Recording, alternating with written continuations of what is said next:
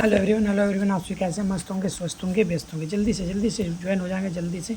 Good morning good morning good morning आप सभी को गुड मॉर्निंग। बिल्कुल भी लेट नहीं करेंगे। देखते हैं कौन कौन से अभी तक ज्वाइन हो चुके हैं, कौन कौन से आ चुके हैं। जल्दी से बताना मेरे भाई, ठीक है। जल्दी से ज्वाइन हो जाना। चलो आज हम लोग लेके आए हुए हैं क्या सर, प्रैक्टिस सेट कितना करने वाले हैं, 11 करने वाले हैं। 11वां नंबर प्रैक्टिस सेट को क्या करेंगे, ख़त्म करेंगे जल्दी। थोड़ी सी एक दो क्वेश्चन देखने में दिक्कत होगी, उसके बाद सही हो जाएगा। टेंशन नहीं लेना, ठीक है। टेंशन नहीं लेनी है, ऑटोमेटिक ठीक हो जाएगी थोड़ी सी, क्योंकि स्टार्टिंग में दिक्कत होने वाली है, मुझे भी पता है। चलो ओके ओके ओके,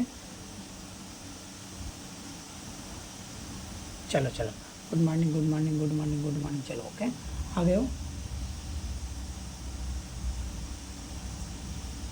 चलो जल्दी से गुड मॉर्निंग सबको, गुड मॉर्निंग। जल्दी से ज्वाइन हो जाना, जल्दी से ज्वाइन हो जाना, बिल्कुल भी लेट मत करो, ठीक है। चलो भाई जल्दी से आ जाओ, जल्दी से आ जाओ। ये रहा सर आपका पहला क्वेश्चन। क्या सर, पहला क्वेश्चन देखने में दिक्कत होगा थोड़ा सा। बाय सर, क्लियर नहीं है। क्लियर 2 क्वेश्चन के बाद हो जाएगी, इसलिए शांति से बैठ रहे, कहीं जाओगे नहीं, शांति से। चलो पहला क्वेश्चन सुनना क्या है। भारत में विश्वविद्यालय पुस्तकालय के लिए प्रथम पुस्तकालय समिति कहाँ स्थापित की गई थी। यानी भारत में विश्वविद्यालय पुस्तकालय के लिए प्रथम पुस्तकालय समिति कहाँ स्थापित की गई थी मेरे भाई। ऑप्शन है आपके पास, मद्रास विश्वविद्यालय में, बॉम्बे विश्वविद्यालय, मद्रास विश्वविद्यालय, बॉम्बे विश्वविद्यालय, बनारस हिंदू विश्वविद्यालय और कलकत्ता विश्वविद्यालय। चलो आंसर दोगे जल्दी से, बिल्कुल लेट नहीं करना। तो ये आपका पहला का आंसर क्या होगा, जल्दी बताना। पहला का आंसर क्या होगा सर, कलकत्ता विश्वविद्यालय। पहला का आंसर क्या होगा सर, कलकत्ता विश्वविद्यालय होगा। पहला क्या होगा, कलकत्ता विश्वविद्यालय होगा। चलिए दूसरा नंबर क्वेश्चन क्या है भाई। चलिए दूसरा नंबर क्वेश्चन मैं बता देता हूँ, उसके बाद फिर सही हो जाएगा, ठीक है, क्लियर दिख जाएगा। तो पीडीएफ नहीं अच्छे से दिख रहा है, इस कारण से इस तरह से प्रॉब्लम आ रही है, तो जुड़ जाना जल्दी से। एविडेंस बेस्ड क्या है, एविडेंस बेस्ड मैनेजमेंट क्या है। एविडेंस बेस्ड मैनेजमेंट में क्या है, निर्णय लेने के लिए साक्ष्य के 4 मुख्य स्रोत कौन कौन होते हैं। एविडेंस बेस्ड यानी क्या होता है, एविडेंस बेस्ड मैनेजमेंट में निर्णय लेने के लिए साक्ष्य के 4 मुख्य स्रोत कौन कौन से होते हैं। 4 मुख्य स्रोत कौन कौन से होते हैं मेरे भाई, जल्दी बताना। 4 मुख्य स्रोत कौन कौन से होते हैं, जल्दी बताना। इसका भी 4 मुख्य स्रोत क्या होगा, वैज्ञानिक साहित्य होगा, व्यावसायिक विशेषज्ञता होगा, संगठनात्मक डेटा होगा, और क्या होगा, हितकारों के मूल्य एवं चिंता। हितकारों के मूल्य एवं चिंता होगी, डिफॉल्ट डॉग होगी। चलिए आगे बढ़ते हैं। चलो यहाँ से आपको तो अच्छे से दिख रही होगी भाई। चलो अब यहाँ से दिखना स्टार्ट हो गया होगा बहुत अच्छे से, ठीक है। अब यहाँ दिक्कत नहीं होगा। चलो बताना, स्वॉट SW स्वॉट विश्लेषण में अब अवसर क्या भाई, स्वॉट विश्लेषण में अवसर और खतरे किससे संबंधित है, जल्दी बताएंगे। स्वॉट विश्लेषण में अवसर और खतरे किससे संबंधित है, जल्दी बताना। 3 नंबर का आंसर देना मेरे भाई, 3 नंबर का आंसर देना। स्वॉट विश्लेषण में अवसर और खतरे किससे संबंधित है सर, किससे संबंधित है, जल्दी बताना। किससे संबंधित होगा मेरे भाई, संगठनात्मक या आंतरिक कारकों से है, बाहरी वातावरण से है, अतीत और भविष्य से है, केवल व्यतीत कारकों से है। तो आंसर क्या होगा मेरे भाई, क्या होगा आंसर, बी फॉर बॉल, संगठन के बाहरी वातावरण से है। संगठन के बाहरी वातावरण से क्या होता है मेरे भाई, संगठन के बाहरी वातावरण से क्या होता है, स्वॉट को क्या होता है, खतरा होता है। स्वॉट को किससे खतरा है मेरे बालक, किससे, अवसर के खतरे हैं, किससे, संगठन के बाहरी वातावरण से। ये रहा चेन मैनेजमेंट क्या है, चेन मैनेजमेंट में क्या है भाई, चेन मैनेजमेंट में के एडी केयर चेन मैनेजमेंट के एडी केयर मॉडल में ए का अर्थ क्या होता है। चेन मैनेजमेंट के एडी केयर मॉडल में ए का अर्थ क्या होता है, जल्दी बताएंगे। एडी केयर मॉडल में ए का अर्थ क्या होता है, जल्दी बताना मेरे भाई। ए का अर्थ क्या होगा, ए का अर्थ क्या होगा भाई, जल्दी बताना।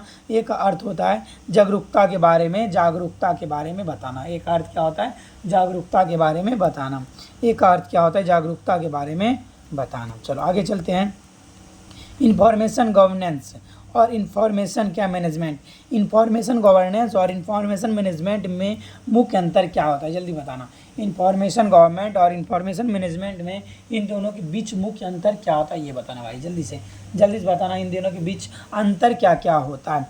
इंफॉर्मेशन गवर्नेंस और इंफॉर्मेशन मैनेजमेंट के में मुख्य अंतर क्या क्या है। इन दोनों के बीच मुख्य अंतर क्या क्या होता है भाई, देखना मुख्य अंतर होता है। इंफॉर्मेशन मैनेजमेंट सूचना के जीवन चक्र को संभालने पर केंद्रित है। इंफॉर्मेशन मैनेजमेंट जो होता है सूचना के जीवन चक्र को संभालने पर क्या होता है, केंद्रित होता है, जबकि इंफॉर्मेशन गवर्नेंस उस पर लागू करने वाली नीतियों और नियमों की जवाबदेही की रूपरेखा है। यानी नीति और नियम कौन लागू करेगा भाई, गवर्नेंस करेगा, और मैनेजमेंट क्या करेगा सर, केंद्रित करेगा, संभालने की केंद्रित होता है, जीवन चक्र को संभालने पर केंद्रित करेगा। आगे चले भाई। ये रहा सर आपका अगला क्वेश्चन क्या है, डिजिटल ऑब्जेक्ट के लिए क्या है सर, डिजिटल, भाई रुक जाओ एक मिनट, हाँ ये रहा डिजिटल ऑब्जेक्ट के लिए open archive interface system. Digital object के लिए ओपन आर्काइव क्या है, digital phase system reference model में प्रीजेवेंशन डिस्क्रिप्शन इंफॉर्मेशन का क्या कार्य है, जल्दी से आंसर बताना क्या है। डिजिटल आर्काइव के लिए open archive information system reference model में प्रीजेवेंशन डिस्क्रिप्शन इंफॉर्मेशन का क्या कार्य है, क्या कार्य होता है, जल्दी बताना मेरे भाई, कार्य क्या होता है, इसका कार्य क्या होगा, जल्दी बताना इसका कार्य क्या होगा। डिजिटल ऑब्जेक्ट की प्रामाणिकता संदर्भ और सिद्धांत को बनाए रखने के लिए आवश्यक जानकारी प्रदान करना। क्या है भाई, डिजिटल ऑब्जेक्ट की प्रामाणिकता संदर्भ और सिद्धांत को बनाए रखने के लिए आवश्यक जानकारी को प्रदान करना होता है। चलिए आगे बढ़ें। ये रहा सर आपका अगला क्वेश्चन क्या है, डेंटल मैनेजमेंट क्या है सर, डेंटल मैनेजमेंट में नो बॉक्स ग्रिड का उपयोग किस लिए किया जाता है। डेंटल मैनेजमेंट में नो बॉक्स ग्रिड का उपयोग किस लिए किया जाता है, जल्दी बताना। डेंटल मैनेजमेंट में नो बॉक्स ग्रिड का उपयोग किस लिए किया जाता है, कर्मचारियों के प्रदर्शन और क्षमता का आकलन करने और उत्तराधिकारी योजना के लिए। डेंटल मैनेजमेंट में नो बॉक्स ग्रिड का उपयोग किस लिए किया जाता है, कर्मचारियों के प्रदर्शन और क्षमता का आकलन करने और क्या है उत्तराधिकारी योजना के लिए, और किस लिए किया जाता है, उत्तराधिकारी योजना के लिए किया जाता है। चलिए आगे चलें। डिजिटल रिपोजिटरी के संदर्भ में बिट लेवल प्रिवेंशन क्या सुनिश्चित करता है। डिजिटल रिपोजिटरी के संदर्भ में बिट लेवल प्रिवेंशन क्या करता है, क्या सुनिश्चित करता है मेरे भाई, क्या सुनिश्चित करता है। चलो ये रहा इसका आंसर क्या होगा, इसका आंसर होगा फिल्में समय के साथ आकस्मिक परिवर्तन या क्षरण होता है, बिट सेट सुरक्षित करता है। आगे बढ़े मेरे भाई। ये रहा सर आपका अगला क्वेश्चन क्या है, भाई एक मिनट, क्वेश्चन थोड़ा सा अच्छे से दिख रहा है, क्या है, कॉम्पेटेंसी बेस्ड इक्विटी इंटरव्यू क्या है,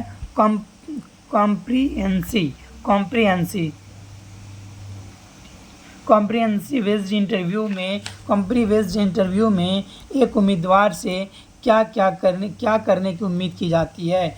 कॉम्पिटिटिव बेस्ड इंटरव्यू में एक उम्मीदवार से क्या करने की उम्मीद की जाती है सर, उम्मीदवार से क्या करने की उम्मीद की जाती है मेरे भाई, क्या सर क्या होगा, अतीत से विशिष्ट उदाहरण प्रदान करने की, उन्हें कुछ दक्षता का प्रदर्शन कैसे किया।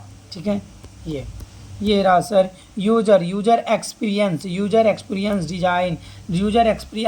डिज़ाइन में एफोर्डेंस का क्या अर्थ होता है। यूजर एक्सपीरियंस डिवाइस में एफोर्डेंस का क्या अर्थ होता है मेरे भाई, क्या अर्थ होता है, किसी वस्तु के गुण जो यह दर्शाते हैं कि उनका उपयोग कैसे किया जा सकता है। किसी वस्तु के गुण जो यह दर्शाता है कि उसका उपयोग कैसे किया जा सकता है। ठीक है, किसी वस्तु के गुण या दोष यह दर्शाता है कि यह कैसे किया जा सकता है। चलिए ये आपका अगला क्वेश्चन, एक हीट मैप का उपयोग पुस्तकालय में किस लिए किया जाता है। एक हीट मैप का उपयोग पुस्तकालय में किस लिए किया जाता है, जल्दी बताएंगे। एक हीट मैप का उपयोग पुस्तकालय में किस लिए किया जाता है, पुस्तकालय में सबसे अधिक उपयोग होने वाली क्षेत्रों की पहचान करने के लिए। पुस्तकालय में सबसे अधिक उपयोग होने वाली क्षेत्रों की पहचान करने के लिए पुस्तकालय में सबसे अधिक उपयोग होने वाली क्षेत्रों का पहचान करने के लिए किया जाता है। एक हीट का प्रयोग किस लिए किया जाता है? पुस्तकालय में सबसे अधिक उपयोग होने वाले क्षेत्रों की पहचान करने के लिए। आगे चलते हैं। एवी वेटिंग, एवी टेस्टिंग क्या है? एवी टेस्टिंग क्या होता है मेरे भाई, जल्दी बताना। एवी टेस्टिंग क्या है? एवी टेस्टिंग क्या है? एवी टेस्टिंग किसी उत्पाद की दो संस्करणों की तुलना करना है। एवी टेस्टिंग क्या होता है? किसी उत्पाद के दो संस्करणों की तुलना करना होता है, उसे क्या बोलते हैं? एवी टेस्टिंग बोलते हैं। एवी टेस्टिंग क्या होता है? किसी उत्पाद के दो संस्करणों की तुलना करना होता है, तो उसे हम क्या बोलते हैं? एवी टेस्टिंग बोलते हैं। किसी उत्पाद के दो संस्करणों की तुलना करना होता है, तो उसे हम लोग क्या बोलते हैं? एवी टेस्टिंग बोलते हैं। पुस्तकालय विज्ञापन, पुस्तकालय विज्ञापन यानी लाइब्रेरी मार्केटिंग में सेंटिमेंटेशन का क्या उद्देश्य है? पुस्तकालय विज्ञापन में क्या है सर? सेंटिमेंटेशन का उद्देश्य क्या होता है? पुस्तकालय विज्ञापन में सेंटिमेंटेशन का क्या उपयोग होता है? उपयोगकर्ताओं को समूहों में बांटना ताकि उन्हें उपयुक्त सेवाएं प्रदान की जा सके। उपयोगकर्ताओं को समूहों में बांटना ताकि उन्हें उपयुक्त सेवाएं प्रदान की जा सके। उपयोगकर्ताओं को समूहों में बांटना ताकि उपयुक्त सेवाएं प्रदान की जा सके। ये आपका अगला क्वेश्चन क्या है? Impact factor. भाई देखना, अब अच्छे से दिख रही है, अब बहाना नहीं चलेगी भाई। चलो, इम्पैक्ट फैक्टर की गणना के लिए किस सूत्र का उपयोग किया जाता है? इम्पैक्ट फैक्टर की गणना के लिए किस सूत्र का उपयोग किया जाता है? जल्दी से आंसर देना मेरे भाई। इम्पैक्ट फैक्टर की गणना के लिए किस सूत्र का उपयोग किया जाता है? जल्दी बताना। इम्पैक्ट फैक्टर की गणना के लिए किस सूत्र का उपयोग किया जाता है? पिछले 2 वर्षों में प्रकाशित लेखों के उदाहरणों की संख्या को उन 2 वर्षों में प्रकाशित लेखों की कुल संख्या से विभाजित किया जाता है।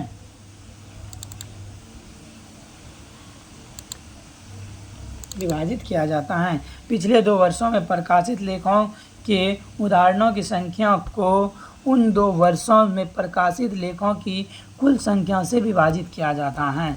ये रहा सर अगला क्वेश्चन। एच इंडेक्स क्या मापता है? एच इंडेक्स क्या मापता है? मुझे आंसर देना मेरे भाई। एच इंडेक्स क्या मापता है? एच इंडेक्स क्या मापता है? जल्दी बताना। एच इंडेक्स क्या मापता है? एच इंडेक्स क्या मापता है? एक शोधार्थी की उत्पादकता और उद्धरण प्रभाव दोनों को मापता है। एच इंडेक्स क्या मापता है? एक शोधार्थी के क्या मापता है? एक शोधार्थी के क्या भाई? एक शोधार्थी के उत्पादकता और उद्धरण प्रभाव दोनों मापता है। एक शोधार्थी की उत्पादकता और उद्धरण प्रभाव दोनों को मापने का काम किसका होता है? एच इंडेक्स का होता है। चलो भाई आगे चलते हैं। ये रहा सर आपका अगला क्वेश्चन क्या है?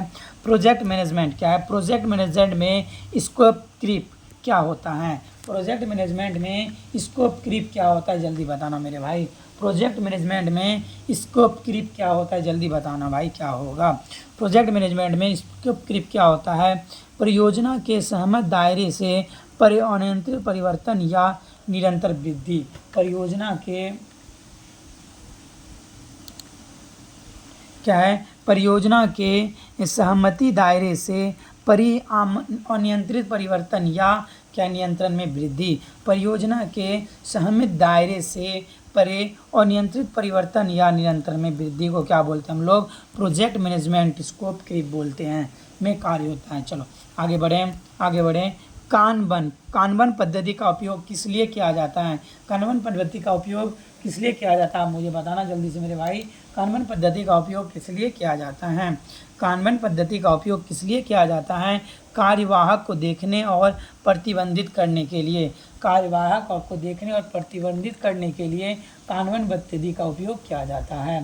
किसका उपयोग किया जाता है? कानबन पद्धति का उपयोग किया जाता है, जिससे बाधाओं की पहचान करने में मदद मिलती है। जिससे क्या होती है? कानबन पद्धति का उपयोग किया जाता है कार्य प्रवाह को देखने के लिए और क्या प्रबंधित करने के लिए कानबन पद्धति का प्रयोग किया जाता है, जिससे बाधाओं की पहचान करने में मदद मिलती है। जिससे जो भी आने वाली बाधा है उसका पहचान करने में मदद मिलती है। किसके द्वारा? कानबन पद्धति के द्वारा। चलिए ये रहा सर आपका अगला क्वेश्चन। अगला क्वेश्चन पे बात करते हैं। फ्रीडम ऑफ इंफॉर्मेशन क्या है?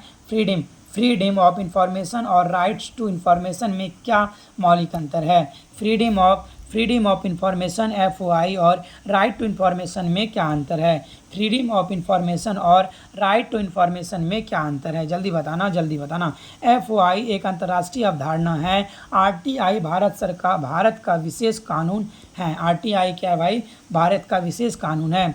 क्या है भाई? फ्रीडम ऑफ इंफॉर्मेशन और राइट्स टू इंफॉर्मेशन RTI में क्या मौलिक अंतर है?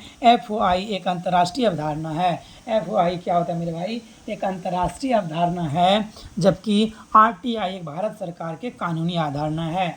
FOI एक अंतर्राष्ट्रीय अवधारणा है और RTI भारत सरकार का एक क्या है? कानूनी अवधारणा है।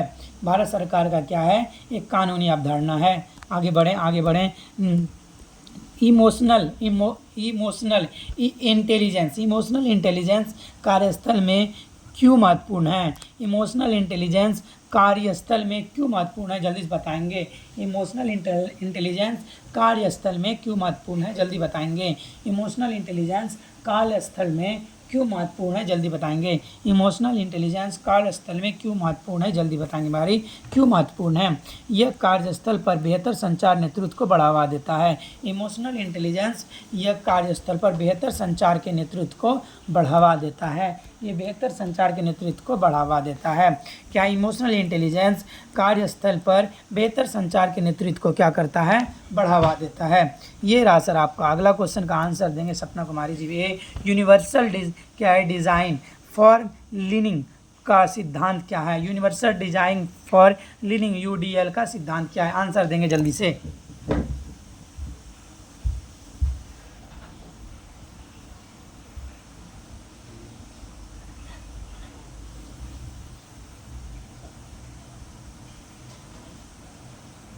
जल्दी से आंसर देंगे भाई, जल्दी से आंसर देंगे। क्या होगा? यूनिवर्सल डिजाइन फॉर लर्निंग का सिद्धांत क्या है? यूनिवर्सल डिजाइन फॉर लर्निंग का सिद्धांत क्या होता है भाई? जल्दी बताना, क्या होता है? वी फॉर बॉल यानी विविध, भाई रुक जा, हाँ, वी फॉर बॉल यानी विविध छात्रों की आवश्यकताओं को ध्यान में रखकर लचीलापन प्रदान करना। यानी क्या? यूनिवर्सल डिजिटल फॉर लर्निंग का सिद्धांत क्या होता है? विविध छात्रों की आवश्यकताओं को ध्यान में रखकर लचीलापन प्रदान करना। विविध छात्रों की आवश्यकताओं को ध्यान में रखकर लचीलापन प्रदान करना, ये क्या होता है? यूनिवर्सल डिजाइन फॉर लर्निंग होता है। यूनिवर्सल डिजाइन फॉर लर्निंग होता है। यूनिवर्सल डिजाइन फॉर लर्निंग होता है, UDC होता है। आगे चलें, आगे चलें। कस्टमर रिलेशनशिप मैनेजमेंट क्या है भाई? कस्टमर रिलेशनशिप मैनेजमेंट सिस्टम का उपयोग पुस्तकालय में किस लिए किया जाता है? कस्टमर रिलेशनशिप मैनेजमेंट सिस्टम का उपयोग पुस्तकालय में किस लिए किया जाता है? जल्दी बताएंगे। कस्टमर रिलेशनशिप मैनेजमेंट का प्रयोग पुस्तकालय में किस लिए किया जाता है? जल्दी बताएंगे। कस्टमर रिलेशनशिप मैनेजमेंट सिस्टम का उपयोग पुस्तकालय में किस लिए किया जाता है? जल्दी बताएंगे। क्या होगा? किस लिए किया जाता है? उपयोगकर्ताओं के साथ बेहतर संबंध स्थापित करने के लिए कस्टमर रिलेशनशिप मैनेजमेंट का प्रयोग किया जाता है। उपयोगकर्ताओं के साथ बेहतर संबंध स्थापित करने के लिए कस्टमर रिलेशनशिप मैनेजमेंट का उपयोग किया जाता है। उपयोगकर्ताओं के साथ बेहतर संवाद स्थापित करने के लिए कस्टमर रिलेशनशिप मैनेजमेंट का उपयोग किया जाता है। ये रहा सर आपका। अगला क्वेश्चन क्या है? Digital footprint. डिजिटल फुटप्रिंट क्या है? डिजिटल फुटप्रिंट क्या होता है? जल्दी बताएंगे। डिजिटल फुटप्रिंट क्या होता है? जल्दी बताएंगे, आंसर देंगे मेरे भाई।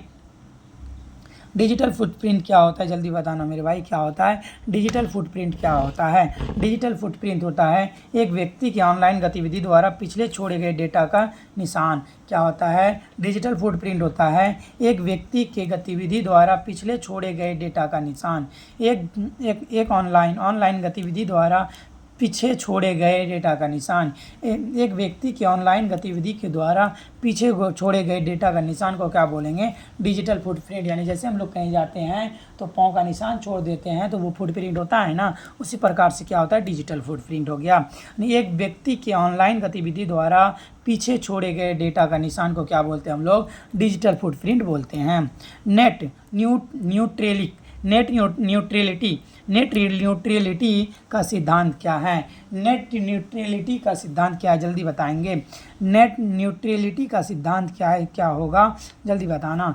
नेट न्यूट्रलिटी का सिद्धांत होता है इंटरनेट सेवा प्रदाता क्या होता है? इंटरनेट सेवा प्रदाता सभी डेटा को समान रूप में व्यवहार करते हैं। इंटरनेट सेवा प्रदाता सभी डेटा को समान रूप में व्यवहार करते हैं, बिना भेदभाव या बिना शुल्क के अंतर के। इंटरनेट सेवा प्रदाता सभी डेटा को समान रूप से व्यवहार करते हैं, बिना भेदभाव और बिना शुल्क क्या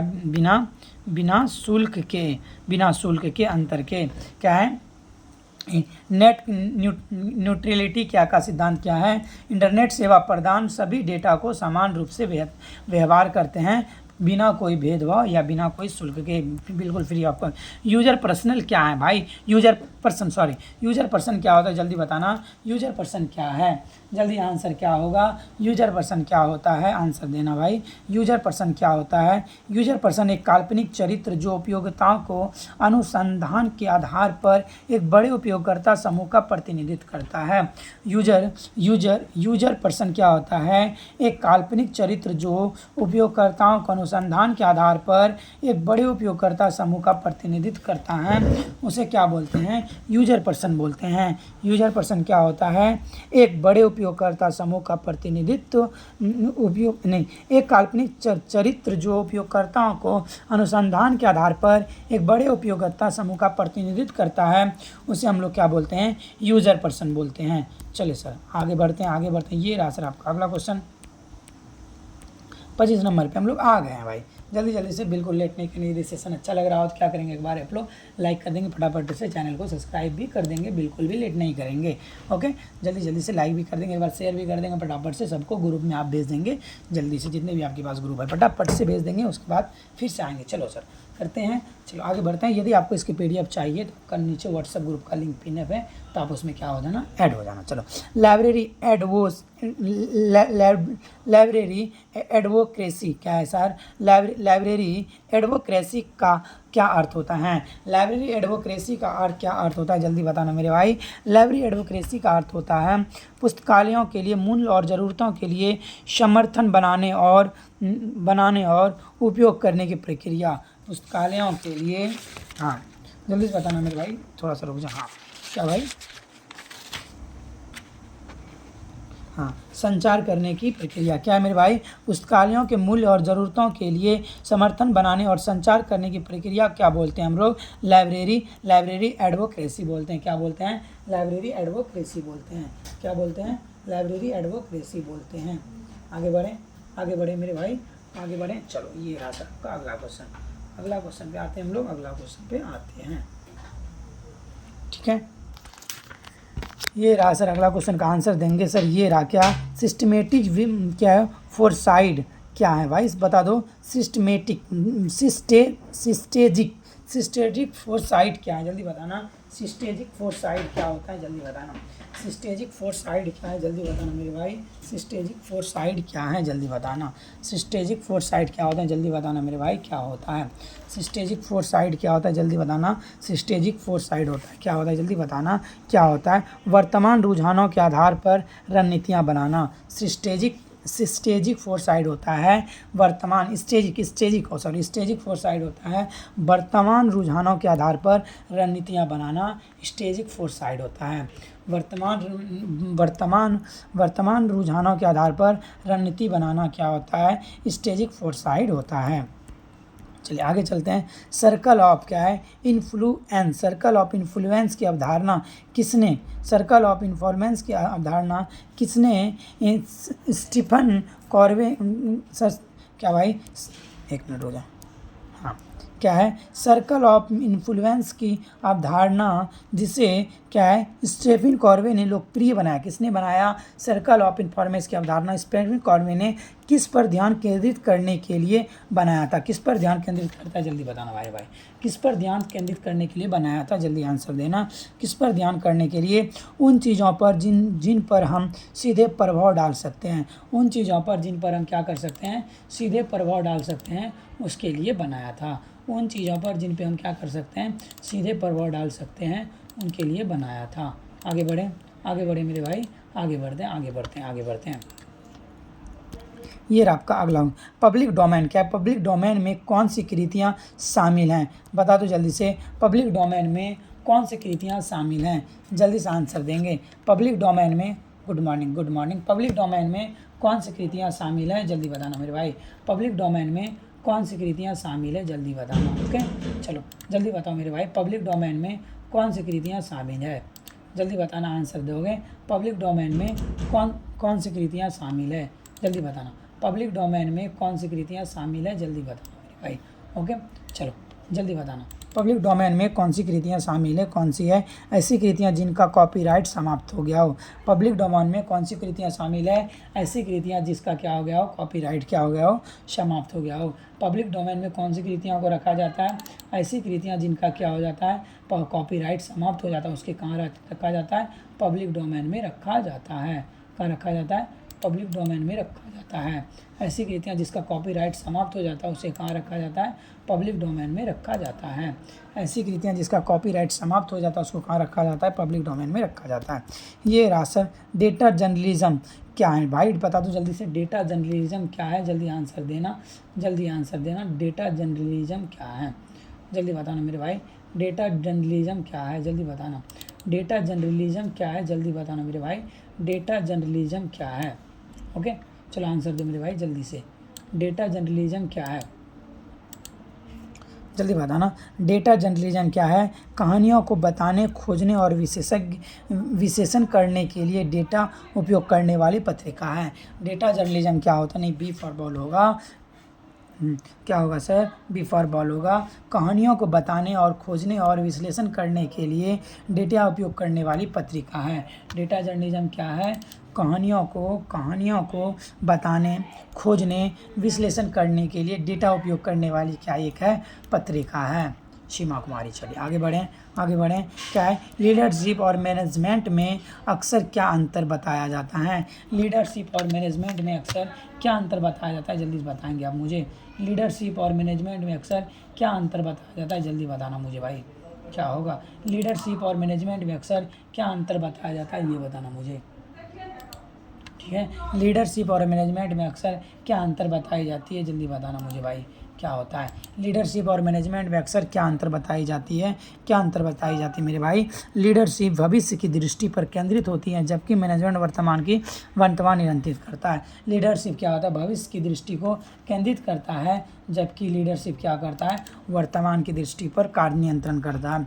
जो अभी चल रहा है उस पर नियंत्रण करने का काम किसका होता है भाई, लीडरशिप का। मैनेजमेंट का होता है, लीडरशिप क्या करता है, भविष्य को केंद्रित करता है सर, फ्यूचर को केंद्रित करता है।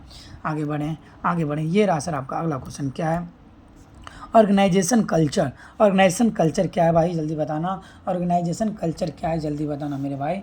ऑर्गेनाइजेशन कल्चर क्या है, जल्दी बताना, देखते हैं कौन कौन बता पा रहे हो। ऑर्गेनाइजेशन कल्चर क्या है, जल्दी बताना मेरे भाई, जल्दी से आंसर देना। ऑर्गेनाइजेशन कल्चर क्या है, ओके चलो बता दो, जल्दी से बताना। ऑर्गेनाइजेशन कल्चर क्या है, ऑर्गेनाइजेशन कल्चर क्या है, जल्दी बताना। और ऑर्गेनाइजेशन कल्चर ये क्या है, संगठन के भीतर साझा मूल्य है। ऑर्गेनाइजेशन कल्चर क्या होता है, एक संगठन के भीतर साझा मूल्य, विश्वास होता है, व्यवहार और धारणा के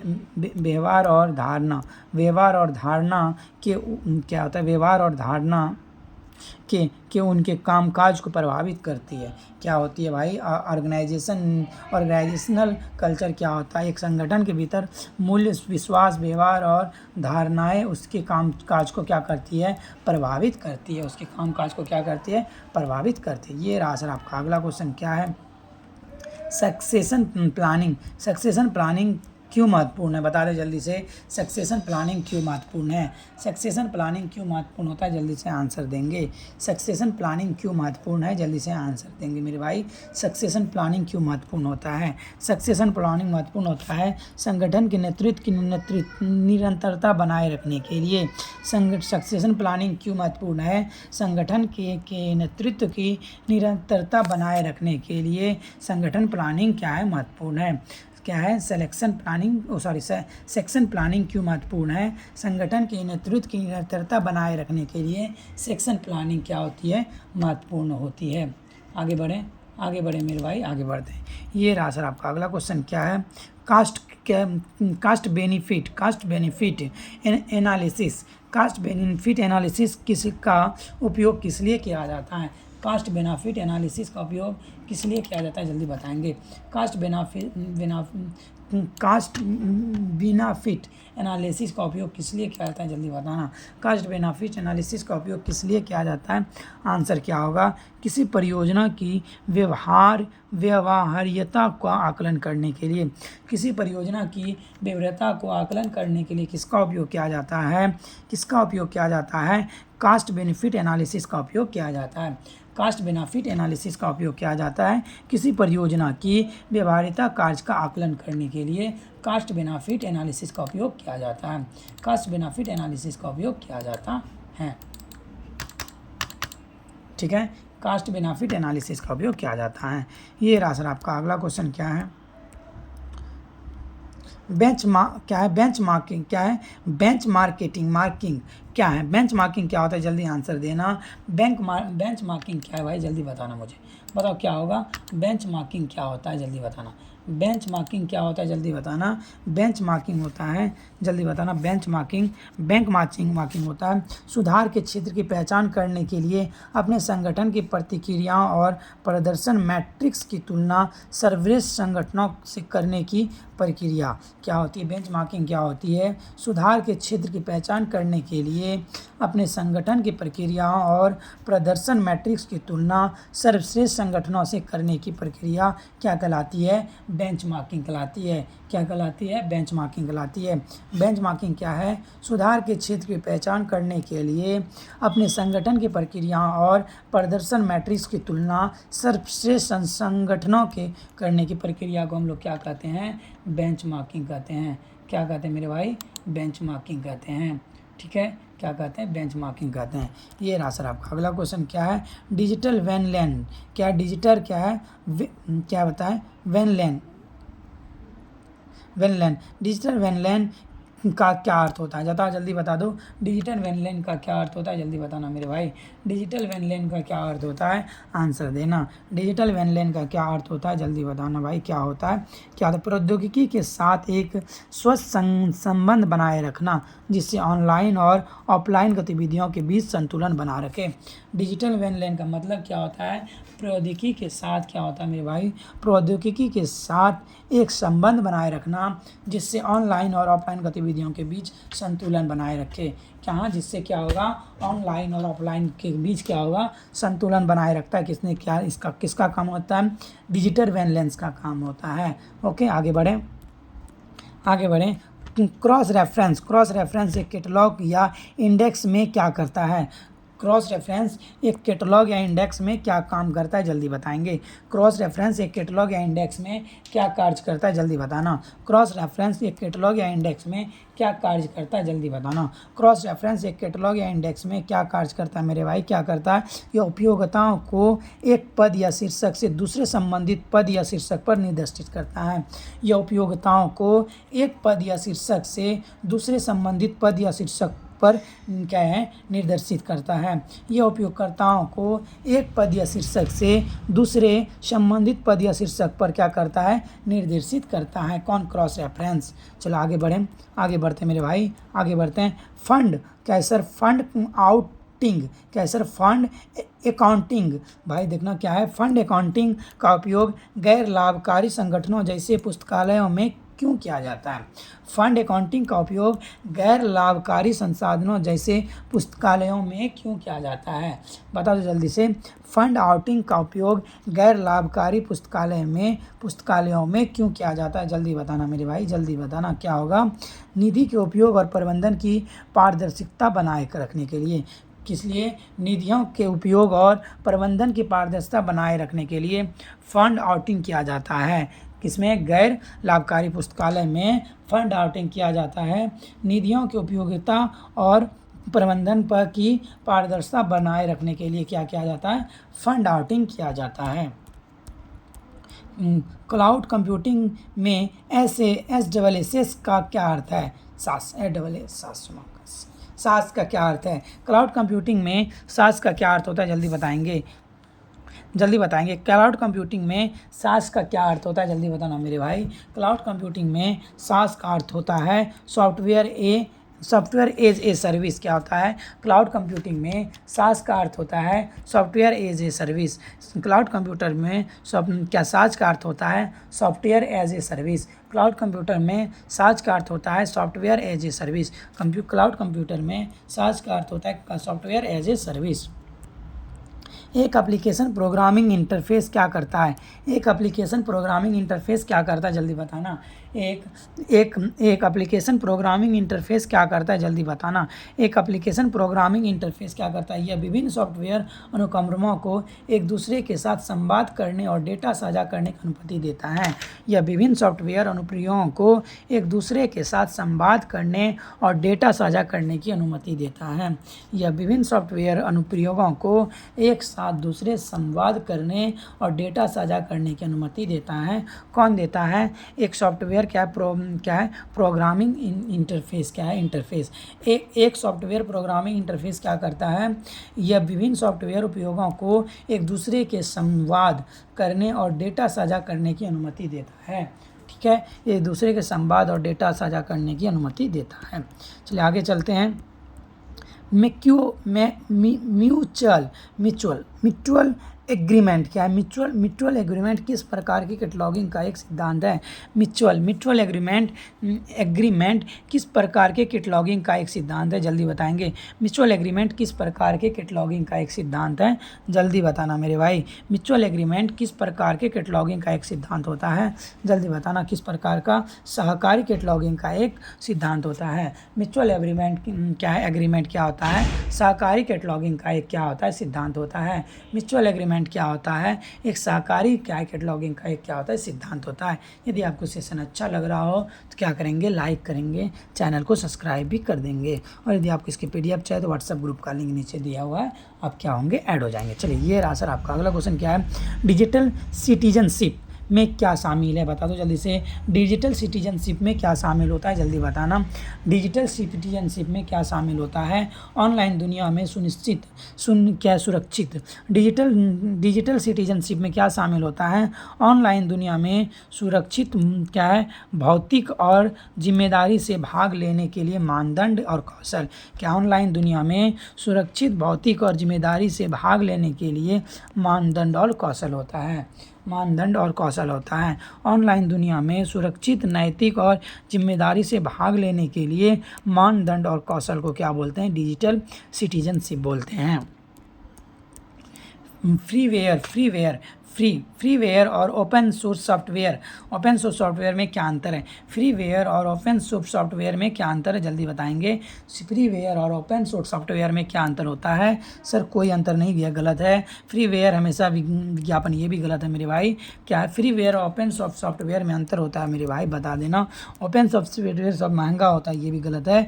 क्या है? फ्रीवेयर उपयोग करने के लिए स्वतंत्र है। फ्रीवेयर क्या होता है? उपयोग करने के लिए स्वतंत्र हैं, लेकिन इसका सोर्स कोड उपलब्ध नहीं है। इसका सोर्स कोड क्या होता है? उपलब्ध। फ्रीवेयर का सोर्स कोड उपलब्ध नहीं होता है। ओपन सोर्स सॉफ्टवेयर का सोर्स कोड स्वतंत्र रूप से उपलब्ध होता है। ओपन सोर्स सॉफ्टवेयर जो होता है उसका सोर्स कोड क्या होता है? स्वतंत्र रूप से उपलब्ध होता है, मिल जाता है। आगे चलते हैं। गवर्नमेंट डॉक्यूमेंटेशन डॉक्यूमेंट को अक्सर क्या है? गवर्नमेंट डॉक्यूमेंटेशन को अक्सर सुपरिटेंडेंट ऑफ डॉक्यूमेंट्स वर्गीकरण प्रणाली का उपयोग करके क्यों व्यवस्थित किया जाता है? क्यों किया जाता है मेरे भाई? क्योंकि यह दस्तावेज़ों को जारी करने वाली सरकारी एजेंसी द्वारा व्यवस्थित की जाती है। क्योंकि दस्तावेज़ों को जारी करने के लिए सरकारी एजेंसी द्वारा व्यवस्थित की जाती हैं। चलिए, आउटरीच लाइब्रेरियनशिप का लक्ष्य क्या है? आउटरीच लाइब्रेरियनशिप का लक्ष्य क्या होता है? जल्दी बताएंगे। आउटरीच लाइब्रेरियनशिप का लक्ष्य क्या है? जल्दी बताना। आउटरीच लाइब्रेरियनशिप का लक्ष्य क्या होता है? जल्दी बताना। आउटरीच लाइब्रेरियनशिप का लक्ष्य क्या होता है मेरे भाई? समुदाय के साथ जुड़ाव बढ़ाना और सेवा पहुंचाना। समुदाय के साथ जुड़ाव को बढ़ाना और क्या सेवा पहुंचाना क्या होता है? आउटरीच लाइब्रेरियनशिप का लक्ष्य होता है समुदाय के साथ जुड़ाव बढ़ाना और सेवा पहुंचाना। समुदाय के साथ जुड़ाव बढ़ाना और सेवा पहुंचाना किसका होता है? आउटरीच और लाइब्रेरियनशिप का कार्य होता है। चलिए, इंफॉर्मेशन क्या है, रेडुएंसी बता दो क्या होगा, रेंडेंसी क्या, इन्फॉर्मेशन रेंडेंसी क्या है, जल्दी बता दो। इंफॉर्मेशन रेंडेंसी क्या है भाई, संचार की क्या है, विश्वसनीयता बढ़ाने के लिए आवश्यकता से अधिक डेटा का उपयोग। संचार की विश्वसनीयता को बढ़ाने के लिए, विश्वसनीयता को बढ़ाने के लिए आवश्यकता से अधिक डेटा का उपयोग करना क्या कराता है, इंफॉर्मेशन रेंडेंसी कहलाता है। इंफॉर्मेशन रेंडेंसी क्या कहलाता है मेरे भाई, संचार की विश्वसनीयता को बढ़ाने के लिए यानी कि विश्वसनीयता को बढ़ाने के लिए आवश्यकता से अधिक डेटा का उपयोग करना क्या कहलाता है, इंफॉर्मेशन रेंडेंसी कहलाता है। यूज़र ऑटोनॉमी क्या है सर, यूज़र ऑटोनॉमी पुस्तकालय सेवा के डिज़ाइन को क्यों महत्वपूर्ण विचार हैं। यूज़र क्या है भाई, यूज़र ऑटोनॉमी पुस्तकालय सेवा के डिज़ाइन में क्यों महत्वपूर्ण विचार हैं। यूज़र ऑटोनॉमी पुस्तकालय सेवा के डिज़ाइन में क्यों महत्वपूर्ण विचार हैं, जल्दी बताएंगे। यूज़र ऑटोनॉमी उपयोग क्या है सर, पुस्तकालय सेवा डिज़ाइन के लिए क्यों महत्वपूर्ण है, जल्दी बताएंगे सर क्या होगा। यह उपयोक्ताओं को स्वतंत्र रूप से सेवा और उपयोग करने में सक्षम बनाता है। यूज़र ऑटोनॉमी क्या करता है, उपयोक्ताओं को स्वतंत्र रूप से सक्षम और क्या है, सेवा को उपयोग करने में सक्षम बनाता है। क्या बनाता है, स्वतंत्र रूप से उपयोग करने में सक्षम बनाता है। आगे बढ़ें, आगे बढ़ते मेरे भाई। परपेचुअल एक्सेस इलेक्ट्रॉनिक संसाधनों के लाइसेंसिंग से क्या है, बता दो।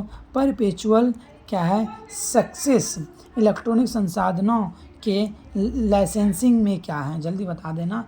लाइसेंसिंग में क्या है, एक इलेक्ट्रॉनिक संसाधन तक निरंतर पहुंच का अधिकार भले ही पुस्तकालय भविष्य में सदस्यता रद्द कर दे। ठीक है, एक इलेक्ट्रॉनिक संसाधन तक निरंतर पहुंच का अधिकार भले ही पुस्तकालय भविष्य में सदस्यता रद्द कर दे।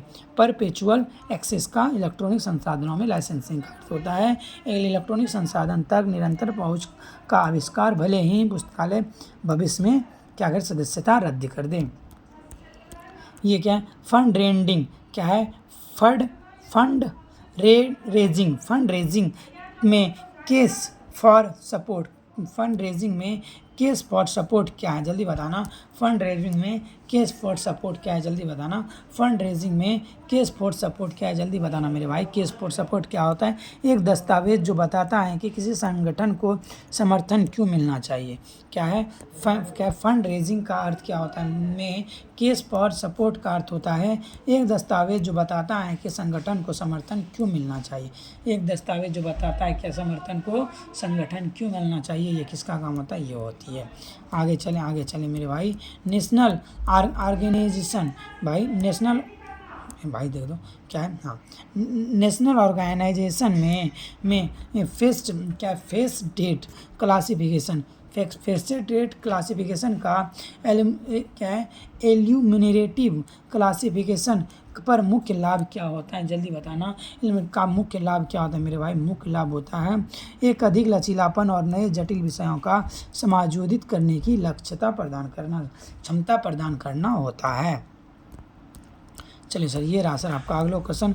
लाइब्रेरी एजेंसी को कम करने के लिए प्रभावी रणनीति क्या होता है, क्या होता है मेरे भाई, क्या होता है, एक स्वागत के भाई दिख ही नहीं रहा मुझे। चलो यहीं तक छोड़ेंगे भाई, यहीं तक छोड़ेंगे, उसके बाद फिर आधा क्या होता है मेरे भाई, जल्दी बताना। एक क्या है, एक स्वागत योग्य वातावरण बनाना, स्पष्ट साइनेज प्रदान करना और क्या करना है, और सुलभ मैत्रीपूर्ण स्टाफ सहायता प्रदान करना होता है। चलो भाई यहीं पे रुकते हैं, फिर आगे क्लास करेंगे आज ही। ठीक है, आज ही करेंगे। तो 50 क्वेश्चन मैंने आज कर लिया है और 50 क्वेश्चन करेंगे 1 घंटे के बाद, थोड़ी सी अब रेस्ट करके। ठीक है, 1 घंटा हम लोगों ने पढ़ लिया है, तो मिलते हैं इसका हाफ वीडियो 50 क्वेश्चन के साथ नेक्स्ट वीडियो में। जल्दी से बताएंगे, लाइक कोई बार सेशन को लाइक कर देंगे, सेशन को भी शेयर कर देंगे जल्दी से। जिसने सब्सक्राइब नहीं किया जल्दी एक बार क्या करना मेरे भाई, सब्सक्राइब भी कर देना। चलो बताओ जल्दी से, जल्दी बताना मेरे भाई। क्लास कैसा लग रहा है जल्दी से बताना एक बार, जल्दी से बताना।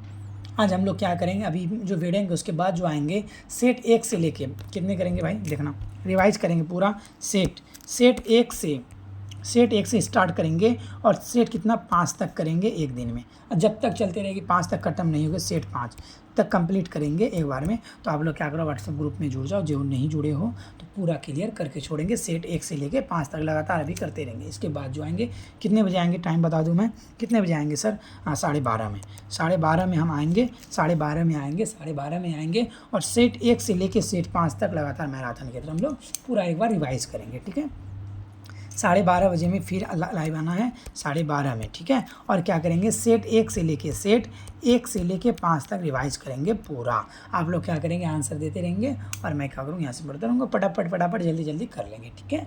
सेट 1 से लेके 5 तक बहुत फास्ट करेंगे, तो जल्दी जल्दी से आप लोग उस टाइम ऐड हो जाएंगे। अब क्या करते हैं, हम यहीं से आपसे लेता हूँ विदा, मिलेंगे फिर वही 12:30 बजे, ठीक है। ओके, आप सभी ऐड हो जाना। जो बच्चे नहीं ऐड हुए वो ग्रुप, व्हाट्सएप ग्रुप को ज्वाइन कर लेना। जिसने सेशन को सब्सक्राइब नहीं किया है वो सब्सक्राइब भी कर देंगे, लाइक भी कर देंगे एक बार जल्दी से। चलो ठीक है एवरीवन, बाय बाय, मिलते हैं 12:30 में आप लोग से, ठीक है। 12:30 में मिलेंगे। कब? 1 से लेके 5 तक सेट करेंगे लगातार, ओके। सभी आ जाना, 1 से 5 तक सेट करने वाले हैं लगातार, 12:30 में आ जाना सभी, ओके। गुड मॉर्निंग सर जी। ओके संजीव जी, अब तो जा रहे हैं, विदा ले रहे हैं, फिर 12:30 बजे आएंगे। अब 12:30 बजे ज्वाइन हो जाना। 12:30 बजे क्या करेंगे, सेट 1 से लेके सेट 5 तक क्या हमारा महा मैराथन की तरह हम लोग करेंगे, पूरा रिवाइज कर लेंगे, ठीक है। जितना हम लोगों ने अभी तक सेट कितना 11 तक पढ़ लिया है, तो हम लोग क्या करेंगे अब सेट 1 से लेके 5 तक पहले क्या करेंगे, आज संडे भी है तो लगातार क्या करेंगे, रिवाइज करते रहेंगे। जब तक नहीं होगा 4-5 बजे तक में क्लियर कर लेंगे, ठीक है। ओके, तो 12:30 बजे हम लोग मिलते हैं फिर से। बाय बाय एवरीवन, मिलेंगे नेक्स्ट वीडियो में। चलो ठीक है।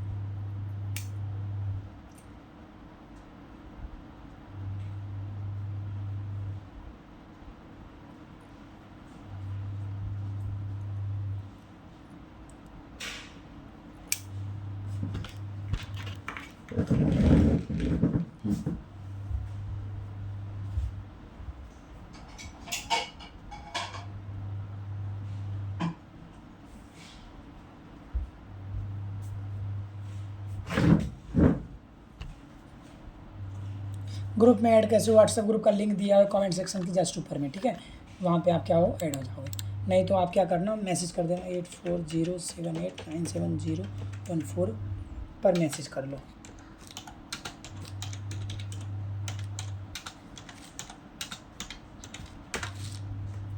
नंबर मैंने एक भेज दिया है, ठीक है, किसी मैंने भेजवा दिया, उस पर क्या कर लो, मैसेज कर लो। देखो किसी ने नंबर भेजा होगा, ठीक है, इस पर मैसेज कर देना, ओके।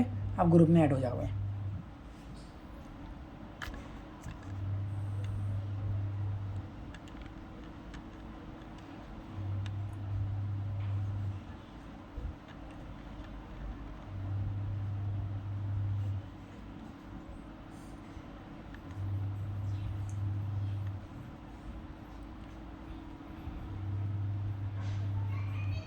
टाइपिंग गलत।